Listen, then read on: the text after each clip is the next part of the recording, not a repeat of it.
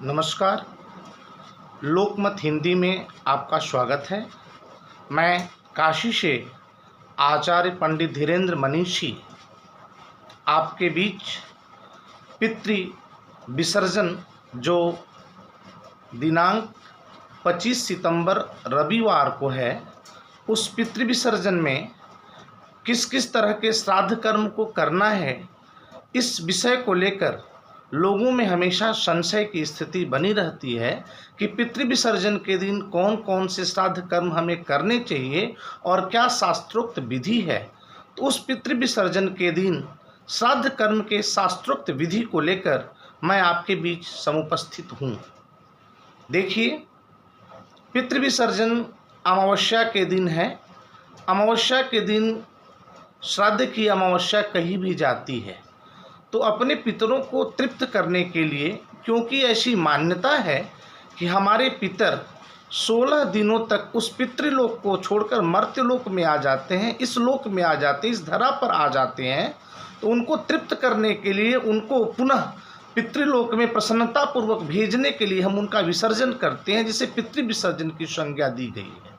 तो उस दिन किस किस तरह के श्राद्ध कर्म करने चाहिए, क्या उचित है जिससे हमारे पितर तृप्त हों, क्योंकि यह हमेशा संशय का विषय रहा है कि पितृ विसर्जन के दिन कौन से श्राद्ध कर्म हम लोग करें। तो उसी संशय के निवारणार्थ मैं आपके बीच समुपस्थित होने का प्रयास कर रहा हूँ। देखिए, पितृ विसर्जन के दिन श्राद्ध कर्म से संबंधित हमें 5 काम करने चाहिए। सबसे पहला काम जो है वह क्षौर कर्म का काम है, दूसरा काम तर्पण का है, तीसरा काम पिंडदान का है, चौथा काम पंच बलि निकालने का है और 5वां काम ब्राह्मण भोजन का है। यदि पितृ विसर्जन के दिन यह 5 कार्य हम करते हैं तो पितर हमारे प्रसन्न होते हैं। तो एक एक कार्यों को, जो श्राद्ध कर्म है, उसको मैं क्रमशः आपको बताने का प्रयास कर रहा हूँ। सबसे पहले पितृ विसर्जन के दिन हमें जो भी कर्म करना है वह दोपहर के समय करना है, कुतप बेला में करना है। कुतप बेला दिन का 8वां मुहूर्त होता है। 11:30 से 12:30 बजे का जो समय होता है वही लगभग कुतप बेला का है। तो मैंने बताया कि सबसे पहले हमें क्षौर कर्म आदि कराना चाहिए। तो उस 11:30 से पहले, यानी 10 बजे, 10:30 बजे के लगभग में आप क्षौर कर्म आदि करा लें, मुंडन आदि करा लें।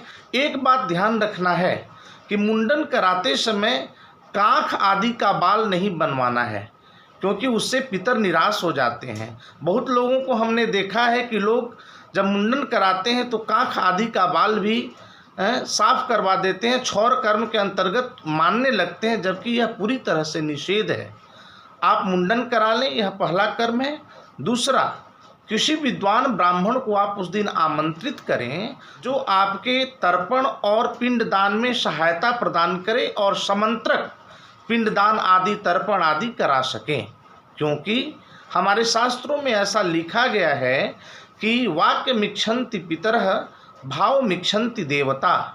पितरों को प्रसन्न करना है तो मंत्र शुद्ध होने चाहिए। देवता तो भाव से प्रसन्न हो जाते हैं, लेकिन यदि हमारे अपने पितरों को तृप्त करना है, प्रसन्न करना है, तो मंत्र शुद्ध होने चाहिए। इसीलिए मैंने कहा कि आप सुपात्र ब्राह्मण को, जो मंत्र वेत्ता हों, जिनका उच्चारण आदि शुद्ध हो, उन ब्राह्मण को आप आमंत्रित करें और क्षौर कर्म करने के बाद आप उस दिन तर्पण करें।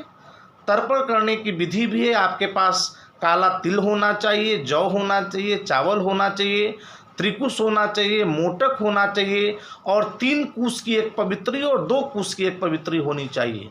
3 कुश की जो पवित्री है उसको बाएं हाथ की अनामिका अंगुली के में धारण करना है और जो 2 कुश की पवित्री है उसको दाहिने हाथ के अनामिका अंगुली में धारण करना है। त्रिकुश आदि लेकर संकल्प आदि करना है और इसके बाद मोटक से, पितृतीर्थ से, देव तीर्थ से और प्रजापति तीर्थ से, जैसे जैसे नियम ब्राह्मण बताते हैं, आचार्य जैसा भी आचार आपको सिखाते हैं, उस भांति अपने देवताओं का, मनुष्य का, पितृ का तर्पण करना है। और तर्पण करने के बाद, यह तो दूसरा कर्म हुआ। पहला क्षौर कर्म, दूसरा आपका जो हुआ वह है तर्पण, तीसरा है पिंडदान।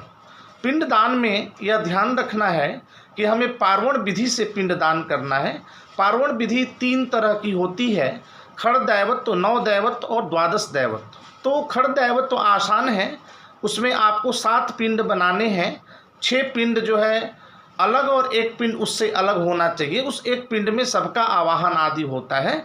तो उस पिंडों का दान करने के बाद मंत्र सहित पिंडस्ते स्वधा बोलते हैं, इस पिंडस्ते स्वधा, इन मंत्रों के साथ जिसको भी आप पिंडदान कर रहे हैं उनका आवाहन आदि करें। भोजन पात्र हो, जल पात्र हो, अर्घ पात्र हो, घृत पात्र हो, पिंड वेदी के पास अवनेजन हो, उस अवनेजन को पहले, इसके बाद पिंडदान करने के बाद वो प्रत्यवनेजन हो जाता है। इसके बाद पिंड पूजन कर लें। पिंड पूजन करने के बाद उसे घ्राण करें और घ्राण करने के बाद पुनः उस पिंड को गाय को या नदी में विसर्जित कर दें। तो यह तीसरी विधि हुई। इसके बाद आप जब घर आ जाते हैं, क्योंकि पिंडदान आदि गंगा नदी के तट पर पीपल वृक्ष के नीचे या घर से बाहर ही करने की शास्त्रोक्त विधि बताई गई है। तो जब आप पुनः घर आ जाएं, तो घर आने के बाद जो पकवान आदि बने हों उसमें पंच बलि निकालने की विधि है, यानी 5 जगह उस भोजन को पहले निकाला जाता है। सबसे पहले देवता के लिए, गाय के लिए, कुत्ते के लिए, कौवे के लिए और चींटी के लिए। कहीं लोग कहते हैं कि हमारे यहाँ तो 2 जगह निकलता है, हमारे यहाँ तो 3 जगह निकलता है, लेकिन आपको ध्यान देना है कि उसकी पंच बलि की संज्ञा बताई गई है। तो आपको जो निकालना है भोजन पिंडदान के बाद, वह 5 जगह निकालना है। उस 5 जगह में जो देवता और गाय का हिस्सा है, वो 2 जगह आपको जो है गाय माता को खिला देना है, क्योंकि ऐसा माना जाता है कि गौ माता में 36 करोड़ देवी देवताओं का वास होता है। तो गौ माता का हिस्सा और देवताओं का हिस्सा, जो 2 हिस्सा है, वह आप गौ माता को खिला देंगे।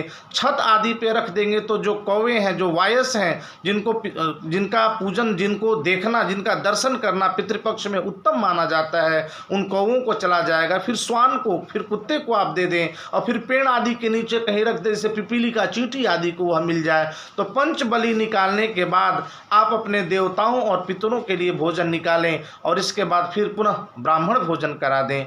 ब्राह्मण भोजन कराने से ऐसा माना जाता है कि ब्राह्मणों के अंदर उन पितरों का वास होता है और यदि ब्राह्मण संतुष्ट होते हैं तो पितर भी तृप्त और संतुष्ट हो जाते हैं। तो यह 5 विधि मैंने आपको बताई, जिसको लेकर व्यक्ति के दिमाग में हमेशा संशय बना रहता है कि पितृ विसर्जन के दिन हमें क्या क्या करना चाहिए। तो उन 5 विधियों को मैंने आपके सामने प्रतिपादित किया। सबसे पहला कर्म क्षौर कर्म करना है। दूसरा कर्म जो है आपको तर्पण करना है अपने पितरों के लिए, देवताओं के लिए, मनुष्यों के लिए। और इसके बाद तीसरा जो कर्म मैंने बताया, वह बताया कि पिंड दान करना है, वह पार्वण विधि से करना है। चौथा जो काम है वो पंच बलि निकालने का है और 5वां काम जो है ब्राह्मण भोजन का है।